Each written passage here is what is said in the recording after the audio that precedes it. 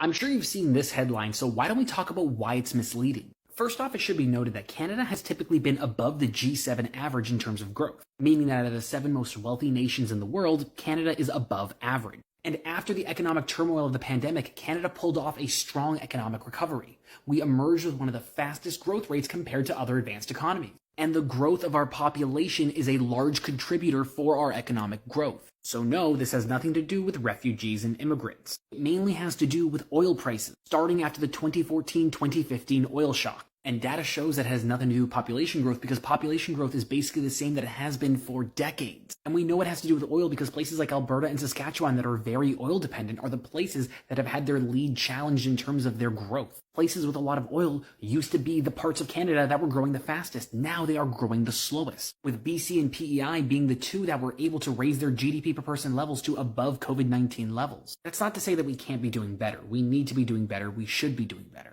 But for people who are pointing their fingers at all the immigrants and refugees that you were always letting in, you literally don't know what you're talking about. You literally do not understand economics or finance. Starting in the 90s and the early 2000s, Canada should have become an energy bastion. Not from oil. We should have been focusing all of our effort into solar and wind and nuclear, because we should have known that our oil dependence would not last forever. But places like Alberta have been dragging their heels for decades because they think that we can keep pumping out oil forever and we're not going to die in the climate wars. Which, like, after the summer, I'm pretty sure everybody can acknowledge that climate change is a serious problem. Canada needs to focus on productivity and growth in different new areas, including AI and other forms of tech development. But I don't know, I'm not an economist. What do you think?